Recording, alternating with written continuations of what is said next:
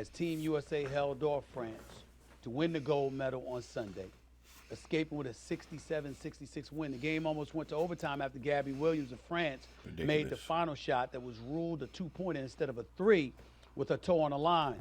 As a result, Team USA took home its 8th straight gold medal in Olympic women's basketball.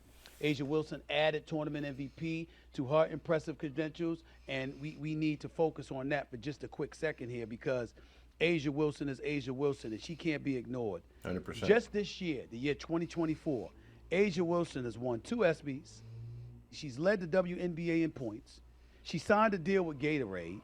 She's been named an All-Star for the 6th time. She was unveiled on a cover of NBA 2K25.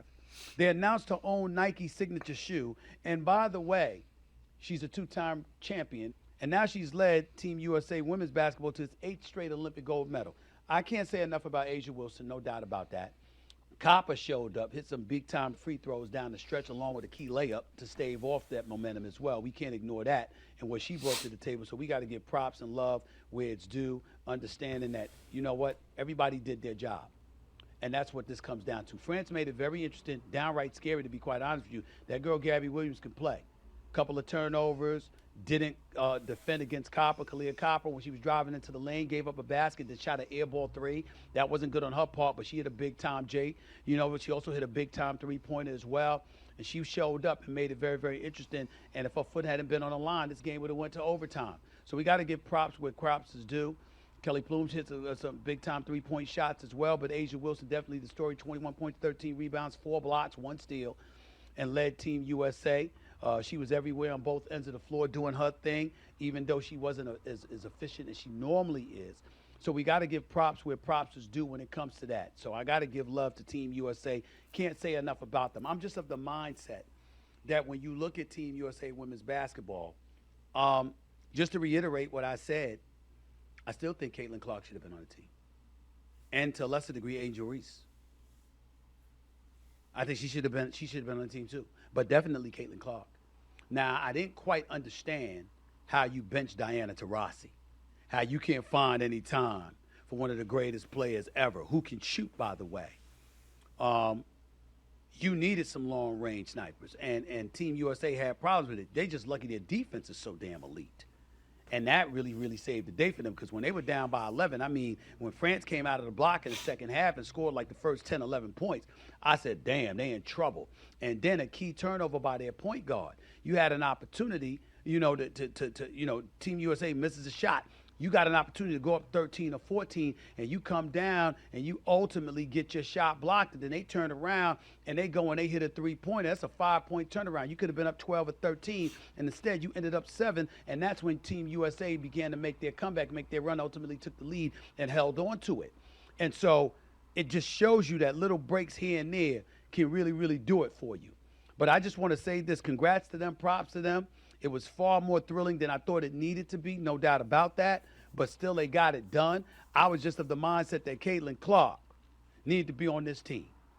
And I'm not running from it. I know I've been on vacation, so I'm going to reiterate what my position was before we went on vacation. When I made news because people were getting on me in social media and on national television because I was talking about the importance of marketing. As I reminded y'all over a week ago, there were approximately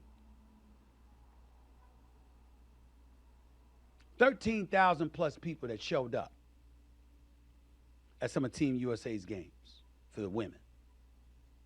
When over 20,000 were showing up for other games. Box office matters. Box office matters. I ain't apologizing for that to a damn soul. We want to act like it doesn't matter, but it does.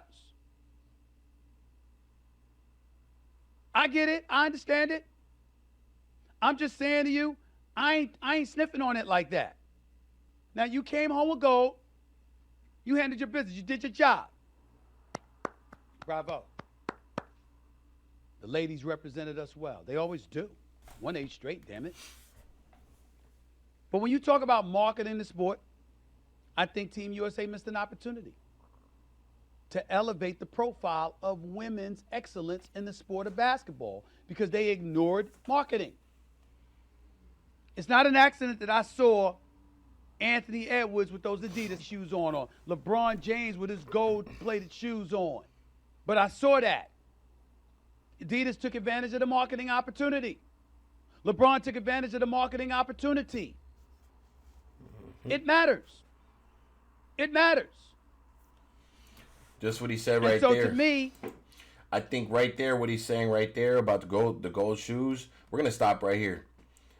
You know, the gold shoes, for those that don't know, it's a popping thing. Everybody's like, man, what shoes are those? What shoes he got on? All Olympics, what shoes he got on? Everybody's watching.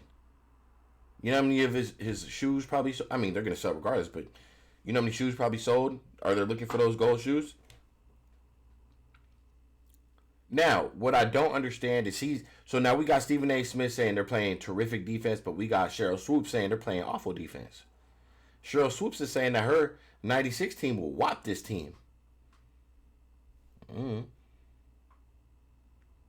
From what I'm seeing is, yeah, Kalia Copper, yeah, she came up big in the last game, but they had her on a leash. Why wouldn't she get minutes?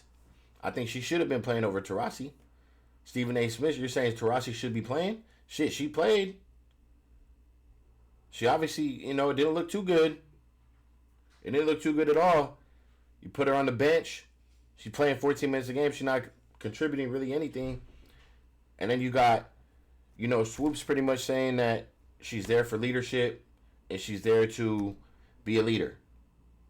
So I'm not understanding what the whole situation was, what the thought process was. But for me, I personally, I'm going to keep saying it. They dropped the ball heavy. I'm just getting everybody's feedback, everybody's reaction on it. But, no matter what, yeah, we won gold, whatever. But I still think we missed a big, chunky part of what this is about. We were going to win gold regardless. And we almost lost. Part of that being we don't really have an offense.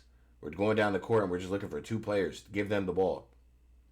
We're not seeing any efficiency really from anybody else. Yeah, you got a little bit out of Copper that last game, a little bit out of Plum. Where's Iesco? Where's Gray?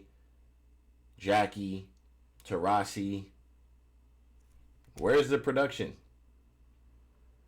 I'm not seeing much. So, Stephen A. Smith, he's going to sound off on it. And he's going to say, Caitlin Clark should have been there regardless. Yeah, you could add Angel Reese, but the main piece should have been Caitlin Clark. Period. So, I'm going to leave it right there. I'm going to leave this one nice, short, and quick. And let me know what you guys think about this. I'm pretty sure there's going to be more and more and more segments and people coming out saying how Caitlin should have been on there. Maybe Angel Reese, but for sure Caitlin. Earlier on, I watched a video. If you guys haven't, check it out. I dropped it. On Gil's Arena, they asked Cheryl if Caitlin should have been on the Olympic team still. And she said she completely ignored it and said Enrique should have been on that team. And I'm like, okay. Yeah, we're talking about Enrique, but nobody really knows of Enrique until that All-Star game. And who was in that All-Star game? Caitlin Clark. So who was all watching? Caitlin Clark's fans. So yeah, maybe Enrique gained some fans, respectfully so. But they probably came from Caitlin Clark's fan base. Not saying she doesn't have her own fans. But when we talk about growing into a fan base of Caitlin Clark's, it obviously hasn't been working for the past 14, 20 years. It hasn't been that exciting. Nobody's been watching. The numbers show. So, the committee should have known this. They should have had her. That should have been the first person on the team. And sometimes you guys could think it's about basketball or whatever, but this is a business at the end of the day. So that's how you guys got to start thinking. But besides that, look, man, it's your boy CEO Connor. If you have not, make sure you guys sub up to the channel. If you guys want more reactions and stuff like that, sub up to CEO Connor. Besides that, I'll catch you guys on the next video. I got some more stuff coming for you guys. And by the way, if you guys have not, make sure you guys get in that gym, man. Make sure you guys get in that gym. Get you some water. Get you some good food. Make sure you guys hit the gym. Make sure you guys work out. Get a sweat in. Get some cardio done, whatever the case is. But, if you guys are part of this community, we will be active in the gym. And once you're active in the gym, things will change for you in general. Especially when you stay consistent. And being in the gym, I think being consistent in the gym will help you be consistent in life. That's just my theory on it. So, besides that, I don't want to ramble too much. It's your boy CEO Connor. I'll catch you in the next video. Yeah.